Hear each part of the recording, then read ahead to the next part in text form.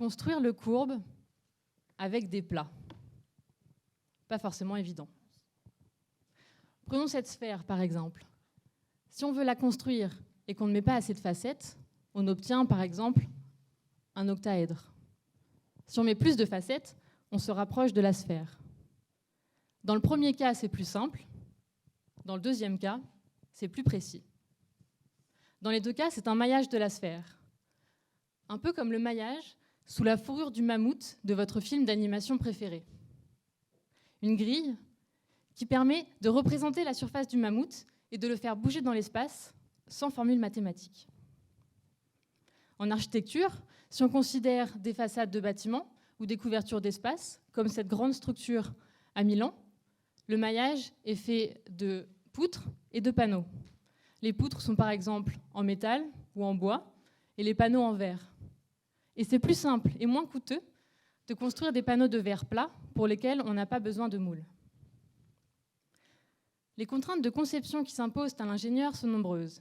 Il cherche à réduire les coûts, réduire les efforts, la déformation de la structure, mais aussi il cherche à faciliter la fabrication et la mise en œuvre sur chantier. Et ce, évidemment, tout en respectant le dessin architectural et les contraintes de site. Habituellement, l'ingénieur met en place une optimisation géométrique. Il commence par appliquer des efforts sur la structure, des charges de vent, de neige, le poids de la structure, et il évalue ensuite les efforts dans les éléments et leur déformation. Il mesure aussi la planéité des éléments, des panneaux, et la torsion des nœuds. Et il peut ensuite bouger les points du maillage jusqu'à obtenir le maillage qui répond le mieux aux contraintes. Et si on changeait carrément de maillage? C'est ici que j'interviens. Dans ma thèse, je génère des topologies de maillage. La topologie correspond à la connectivité des éléments. Reprenons l'exemple de la sphère.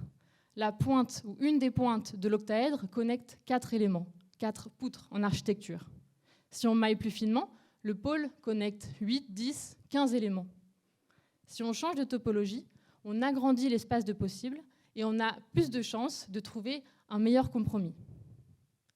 J'ai développé une méthode qui, partant des supports de la structure, des poteaux, génère des topologies. 8 poutres par ici, 6 poutres par là. Avec ma stratégie, je concentre les éléments au niveau des appuis, pour ainsi diriger les efforts vers les appuis. Pour chaque topologie, on utilise la méthode de l'ingénieur, on fait une optimisation. Si la solution obtenue ne convient pas, avec mes méthodes, on peut facilement changer de maillage, et ce, jusqu'à obtenir le maillage le plus optimal.